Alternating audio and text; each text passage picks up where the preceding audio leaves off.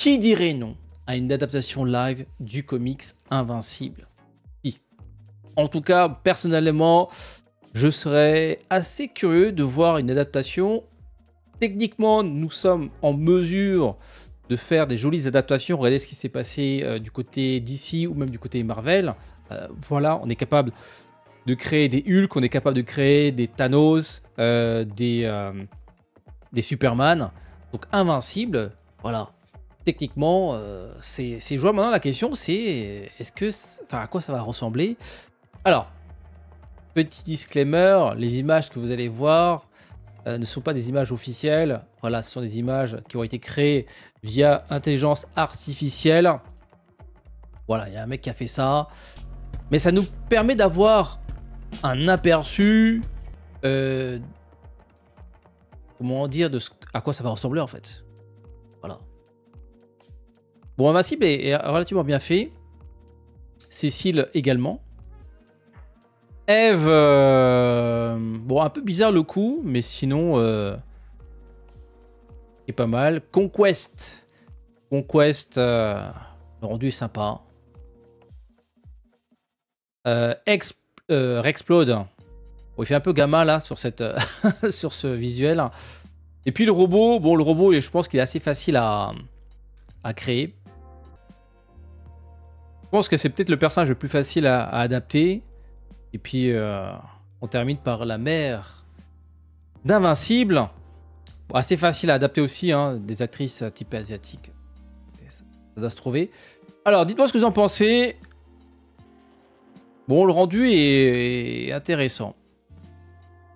Le rendu est assez intéressant. Bon, Invincible avec ses lunettes de soleil. Ouais, je pense qu'il faudra peut-être réadapter le costume. Le costume, en vrai, il est pas si... il est pas moderne, hein, en vrai. Voilà. Je pense qu'il faudrait l'adapter. Cécile, bon, ça, je pense que c'est assez facile de trouver un acteur qui lui ressemble. Pareil pour Eve. Bon, même si le coup il est un peu exagéré. Conquest, pareil, je pense que ça doit être assez facile de trouver un acteur qui lui ressemble. Donc voilà les amis. Bon, quelqu'un s'est aussi amusé à créer un faux trailer. Genre, voilà, ça sera diffusé prochainement sur Prime Video. Ça n'existe pas, hein, il y a encore de l'IA. On retrouve Timothée Chalamet pour le rôle d'Invincible. Alors du coup, bon, pas très fan de ce choix. Je crois qu'on a vu Florence Pugh pour le rôle de Eve. Et choix surprenant, mais en vrai, ça se tient. Henry Cavill pour Omni-Man. Il a la moustache, il a la carrure. Et j'avoue que ce serait rigolo de le voir de passer de Superman à Omni-Man. C'est le même type de personnage, surhumain. Sauf que c'est un Superman qui a un peu vrillé, on va dire, hein, Omni-Man. Donc ça peut être intéressant comme choix de casting. Bon, par contre, Timothée Chalamet, non. Je rappelle que Invincible, Mark Grayson est métissé. Il est métissé asiatique. Le trailer, voilà, ça a été fait aussi par IA. Non, je suis pas fan du choix de casting pour Invincible. Par contre, pour Omni-Man, en vrai de vrai, Henry Cavill, il y a un truc. Il y a un truc, les amis. Voilà. En vrai de vrai, cette idée de live adaptation existe en fait. Même si là, on n'a que des images qui ont été créées par l'IA, mais le projet d'un live action est toujours en cours. Ça a été confirmé d'ailleurs par l'auteur d'Invincible, donc Robert Kirkman. Même si entre-temps, entre cette annonce et maintenant, on n'a pas eu d'image, de nom de réalisateur, de casting. Mais voilà, en 2000, le projet date de 2017. Et en courant 2021-22, Robert Kirkman avait confirmé que oui, le projet d'un live action est toujours d'actualité. Maintenant, plus il tarde à concrétiser ce projet, moins il a de chance à être réalisé tout simplement. Parce que nous sommes, on va dire, dans une phase où les gens en ont marre des films de super-héros, même s'il faut relativiser, je veux dire, The Boys a cartonné. Pourquoi? Parce qu'il propose autre chose. On est dans la violence, on est dans l'aspect un peu plus réel. Et d'ailleurs, The Boys me fait penser terriblement à Invincible. Pas forcément par rapport à l'aspect, comment dire, parodie. Enfin, parodie, c'est plutôt The Boys, c'est plutôt une satire des super-héros, mais on retrouvait un peu cette idée de satire dans les premiers tomes d'Invincible, avec les super-héros qui protégeaient la Terre, qui ressemblaient terriblement à des personnages de Marvel ou de DC. Donc, faut voir comment, on va dire, cette histoire de héros fatigue va évoluer. Est-ce que le prochain Superman de James Gunn et les prochains Avengers, est-ce qu'ils vont relancer la hype autour des super-héros? Mais actuellement, c'est vrai que les films de super-héros, ça marche plus autant que ça.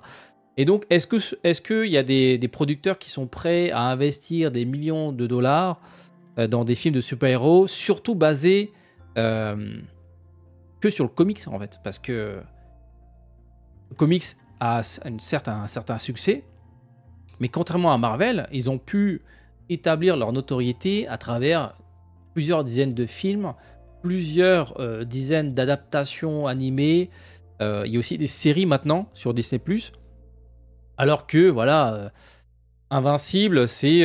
faut tout refaire, en fait. Faut tout refaire, faut tout créer, faut tout recréer, pardon, le mythe d'Invincible, peut-être devoir faire des spin-offs. D'ailleurs, c'est ce qu'ils ont fait en animation avec le moyen métrage, long métrage centré sur Atomic Eve, qui est disponible sur Prime Video. Mais voilà, il faut mettre en place vraiment pas mal de projets, parce que Invincible, c'est un peu, comment dire, c'est un peu du... En termes de lore, c'est très vaste. C'est pas quelque chose qui sera adaptable en un film. Donc s'il se lance dans Invincible, on est parti sur du MCU. C'est-à-dire, il y aura plusieurs films. Ça va prendre des décennies pour couvrir les différents arcs. Alors que l'adaptation en animé est beaucoup plus simple. Ça coûte moins d'argent. Pas besoin de faire appel à plein d'acteurs connus qui vont devoir... qu'il faudra payer. Et puis, le tournage, chaque acteur a ses propres plannings, etc. Donc c'est un peu plus compliqué de produire un live action que de continuer à adapter Invincible en animé. Enfin, en série animée. D'ailleurs, la saison 4 a été confirmée par Amazon. Donc je pense qu'ils vont pas s'arrêter là. Parce que bon, apparemment, on est loin d'avoir fini avec Invincible. Donc moi, je pense que le projet live action me paraît un peu compliqué. Je pense que ça va continuer en série animée. Mais le live action, c'est compliqué là. Tout dépendra des prochains films de super-héros. Parce que là, même Captain America n'a pas si bien fonctionné que ça, alors que c'est Marvel, tu vois, c'est la machine Marvel. Il y a eu de la com. Voilà, c'est... Il y a eu les jeux vidéo qui ont fait la promotion avec les skins tirés du film. Il y a aussi les figurines. Voilà, il y a...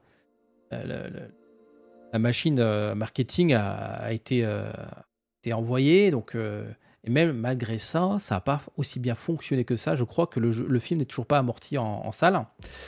Alors, est-ce que ça vaut le coup donc d'investir dans Invincible et de lancer donc une nouvelle licence avec potentiellement des acteurs inconnus? Parce que là, s'il part sur des acteurs connus, le film risque de coûter très cher.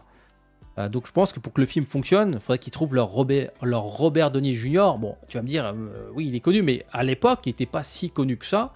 Il avait travaillé sur des séries comme Ally McBeal.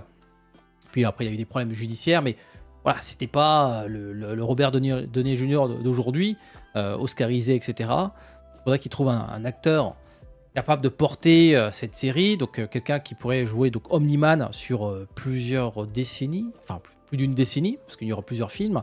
Pareil pour l'acteur qui va devoir jouer Mark Grayson. Ils vont devoir faire appel à un acteur qui va devoir jouer le rôle pendant un certain temps. Donc voilà les amis, l'adaptation live pour l'instant c'est pas prévu, Mais voilà, avec les premières images en IA, dites-moi ce que vous en pensez. Sur ce, je vous dis à très bientôt pour d'autres vidéos. Ciao, ciao.